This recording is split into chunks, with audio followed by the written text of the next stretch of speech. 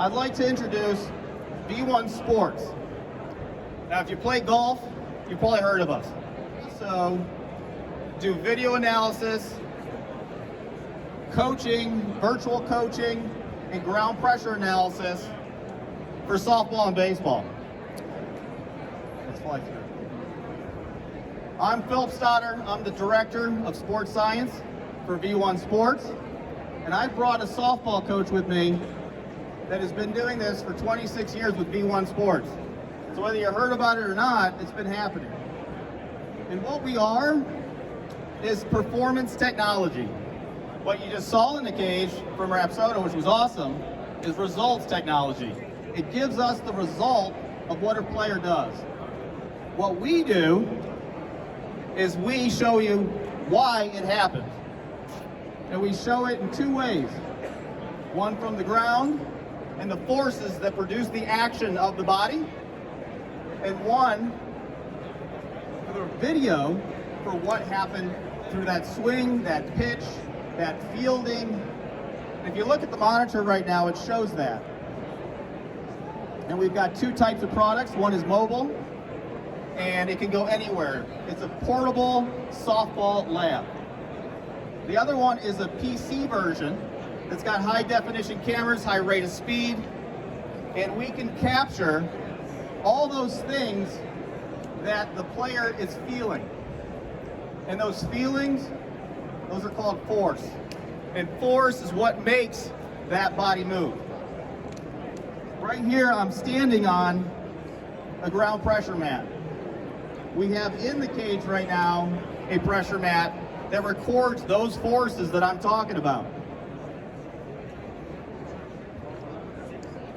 So like I said, we've got a desktop version of this to record this information, which is set up in the cage that has specialized graphs that tell us where that force created that movement. It tells us how fast that body movement was working. It tells us the speed. It can even tell us if a player can adapt and react quickly to what they're seeing.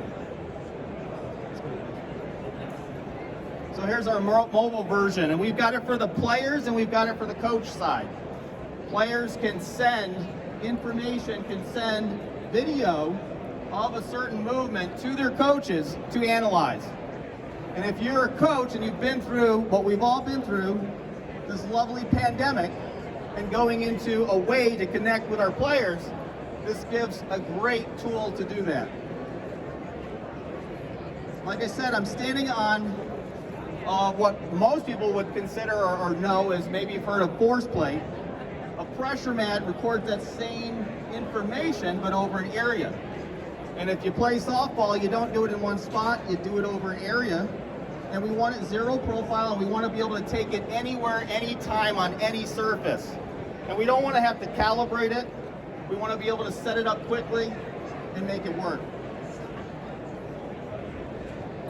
So what does this all mean? How does this work? What does it look like? I like to tell people it's really simple. We have the where did the player move. We want to know how fast, and we want to know how much force created that movement. If we don't have that information and we're not capturing information, how are we going to know why a hitter moved in a certain way, a pitcher threw a pitch in a certain way, whether it's someone, and why they fielded a ball in a certain way? The where is the control, how I'm controlling my body in space, and that's critical. Timing, how am I timing? The timing is so critical. This is delivering exactly how my body is timing up to whatever the action is happening. And then how much force is being created or generated. And the only external force a softball player has available to them, can anybody guess it? It's the ground. This is the only part that we have that we can use to leverage. In science we say, and I'm a clinical EP, in science we say there's three things at play. And if you don't understand these three things, then you don't understand science. There's this small mass, that's us. There's this entirely large mass, and that's the world. And then there's this incredibly strong force called gravity. And that acceleration, pushing our mass down into the ground, is how we are able to move our bodies. So if we're able to record that information, that force, we're able to record why our body moved. And if we're able to record that, we understand what that results technology just told us. Without a performance technology like V1 Sports, you don't know why or what force or how much force was generated. And what's amazing about this is we're able to take the ground and that energy that we're putting into it, and we're able to measure that kinetic energy to make sure it's reaching that bat or that ball. And we're going to do a little live demonstration with someone you guys might know, Rachel Garcia. She's going to jump in the cage for us. We're going to switch over to that. All right, rock and roll. Here we go. So what you're seeing on that screen, all right, not only the visual of Rachel there, all right, we can see that, all right, and the most intuitive technology is video. And video is a strong thing, and I know a lot of different systems have that, but we're able to see two things here. One, the mass we talked about, that's the person and that's Rachel in that cage, but we're able also to see the forces that moved her mass. How her mass moved, why it moved, at what rate it moved, how much power was there through all phases of what you're about to see, a swing. And why don't we take some swings?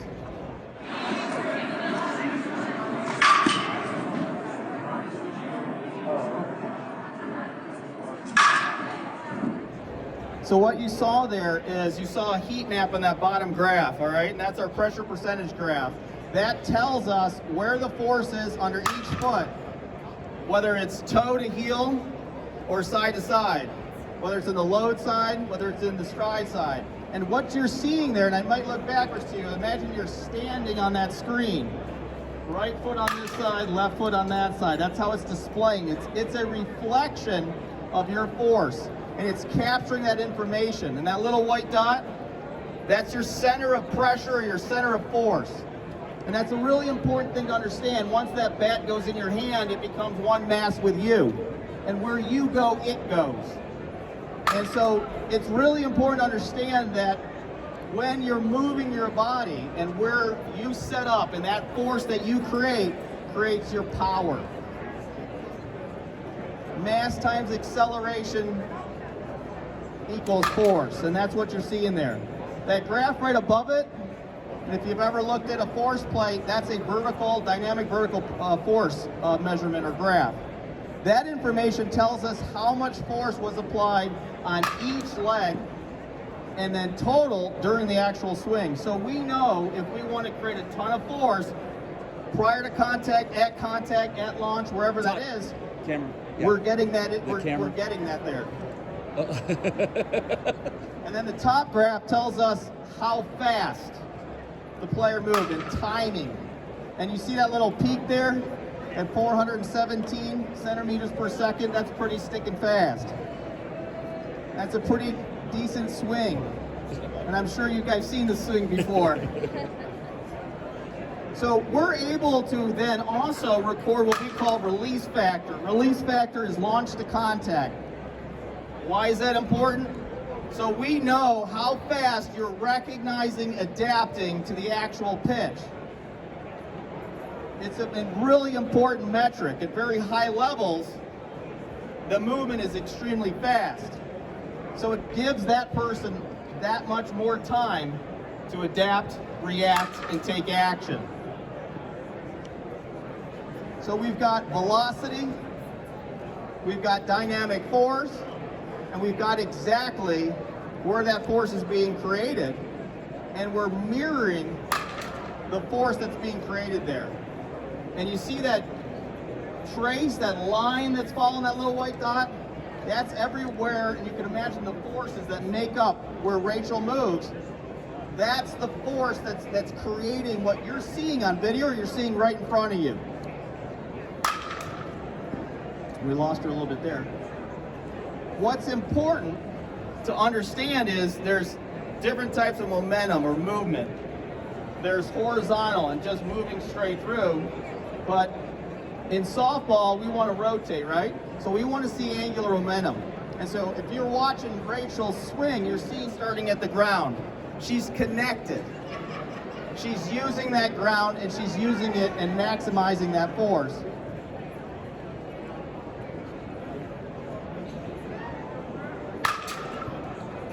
There's a really great demonstration of that angular. See how it's crossing the plane of your body in two planes? That means that we're rotating with the lower half. And it shows a lot of force there. Angled traces. That means there's a rotation starting at the ground. She's connected. She's using that ground and she's using it and maximizing that force.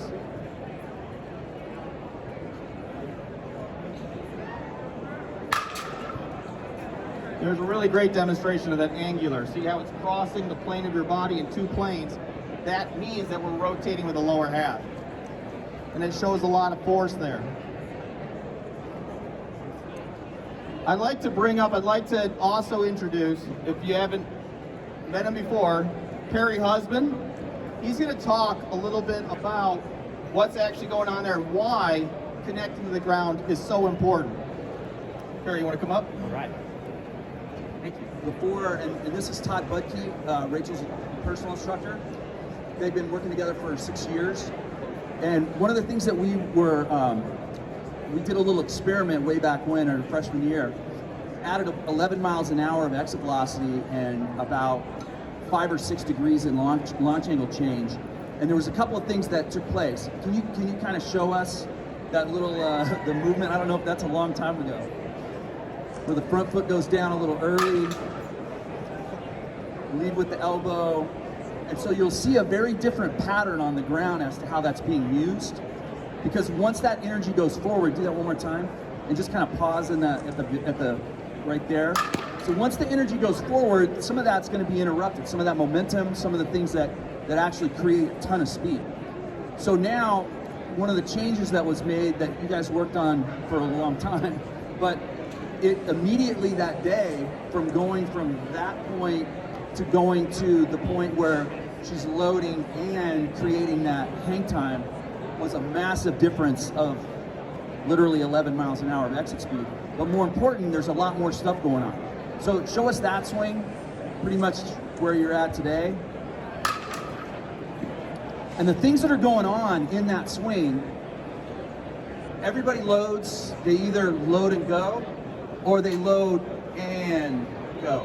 And I'm going to tell you that the difference between what Oklahoma did this year as an offense, literally the best offense in the history of the sport, and what Rachel Garcia, who in my opinion is the best hitter in the sport, I'm going to get in trouble for saying that, but the swing itself is a major factor because it's the tool that you have to be able to allow yourself to be reactive.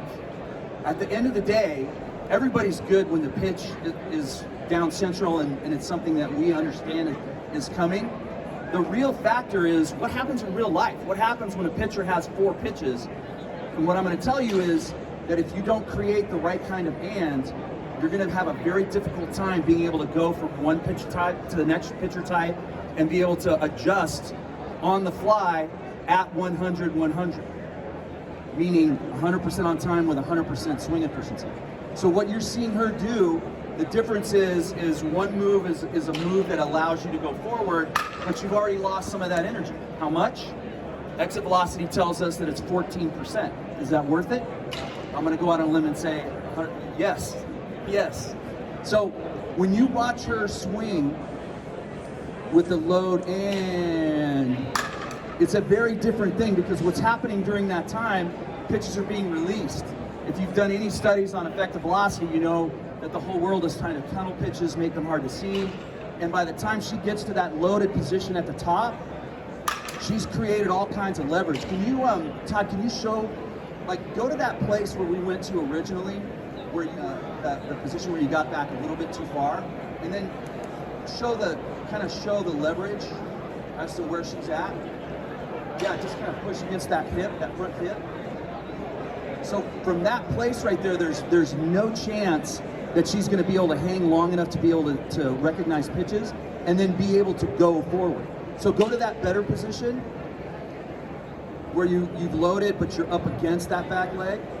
So at that point, at a moment's notice, the second that she recognizes that pitch, immediately can go forward. If you're stuck back here, there's no chance of going forward. You can wait all day on an off-speed pitch, but you're not going to handle that rise ball at the top of the strike zone. And if you're in the hunt for a national championship, you will not win a national championship without being able to hit that pitch at the top of the strike zone, which is one of the things that she excelled at.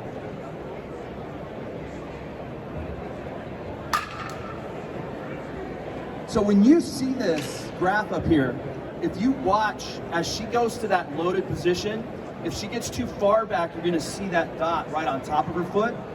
As she goes to that position that's stronger, where it's clear that she's leveraged, you're going to see that stay inside of the back foot a little bit more clearly, because at that moment you can tell whether there's leverage or not.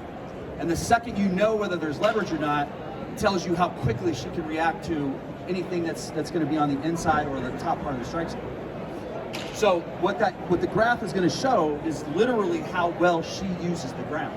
So in going from a movement where she's here, she still is in control of her body, but she's lost some of the energy to be able to, or the potential energy to be able to exert 100-100 on an off-speed pitch or a fastball. It doesn't really matter, because she's in a position at the top when it's when the graph shows her in the middle, up against her back leg instead of on it. She's created not only the leverage to be quick, but the ability to control her weight during that process of recognizing the pitch. I can't emphasize how crucial that part of it is, because it happens so quickly. The difference between a fastball at their level at 68 miles an hour, it's equivalent to 95. At 95, if that pitch is up, it has 100 miles an hour of reactionary time. They have to start their swing at 0.267 seconds in order to be on time.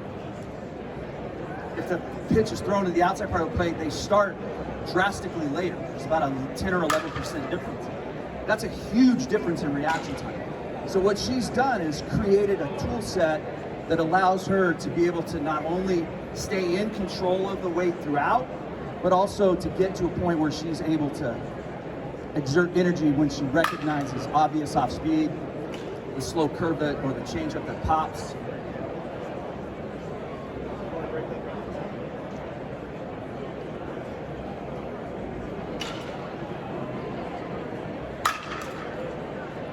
And you can see how fast that center moves when she gets to a point where she's in control at the top, and then everything goes. So it's measuring not only the time, but it's also measuring how leveraged, but also how quickly she can react once she recognizes the pitch.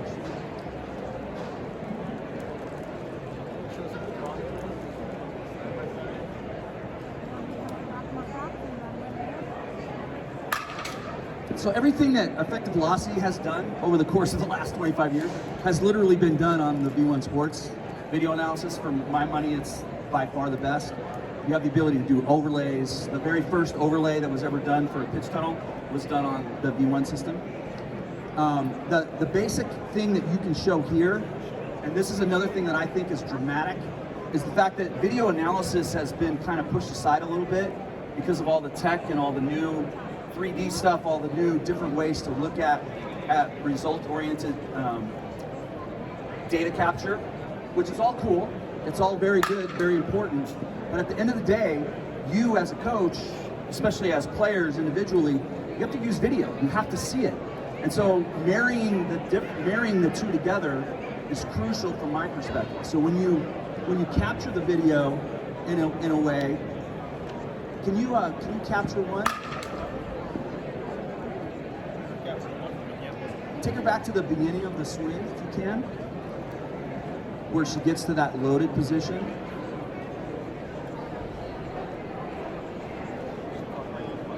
So right from there, we want to know immediately, does she have leverage or not? If you're with one of your players, you can take what Todd just demonstrated was being able to test that by literally having her push against you. She either can or cannot. If she can, then we know she's in a great position. If she's not able to push back, then we know that we have to adjust that slightly. So once we get to that position, now what you'll see her do is start to go forward in control. You can kind of advance that just like that. It's perfect. Thank you. So she's able to recognize during that first portion of going forward, but not going forward all out. She's waiting to recognize and then go all out. And that's when you see that center of force go crazy as hard as she can go. So as opposed to load and go, you're literally load and go. So there's a moment in time where you have the ability to recognize whatever obvious off-speed pitches there are and adjust to it. But only with that tool set. If you don't have that tool set, then that's a very, almost impossible thing to do at 100%. You can hit any pitch from any position and be at 75%, but to be at 100, I think we'll end, as we get towards the end, we'll talk a little, I think JT Gasso from Oklahoma has a little message for us, but what I'm hoping that you guys really understand is that the ground is crucial. What Rachel was able to accomplish, what Oklahoma was able to accomplish, what several other colleges that have kind of started to follow along with that thought process, is that you have to control the ground. It's the only way that you can keep your body in a position long enough to be able to load, recognize a pitch, and be really close, if not 100%, with not only your timing, but also the timing of the pitch. Because you got two sets of timing. You have your body parts timing, like a golfer has just the ball sitting there, so it's just one set of timing. It's my body parts. But in hitting, I've got to coordinate my body parts, my body timing, with the timing of a pitch. And not just one pitch, multiple pitches, in multiple areas at multiple speeds. The only way that you can control that process is to get yourself in control of the ground. Simple as that. And this is the first thing I've ever seen that really captures the process of how well do you use the ground. And the answer is, in her case, is amazingly well, because of the fact that she can hit 100. Attention. Thanks, Perry. Thanks, Rachel. Thanks, guys. If you want to learn more, and there's a lot more to this, there's 30 plus features for drawing tools for video analysis. This is a great way, like Perry said, is keeping track of your players, getting information, baselining information, being able to not only have the video, understand that information, but also what created it. And is this player creating the proper force at the right time? Are they creating the proper velocity that goes with that force? All those different things. Lots of cool little features, lots of ways to instruct, voiceover lessons, virtual connection, but it becomes a really great, like I said before, a performance technology softball lab that can go anywhere. You see we put it underneath the mat in there. It can be on surface. There's different covers, different sizes. Whatever you're looking to capture, you'll be able to capture those two aspects of why that result happened and be able to break it down.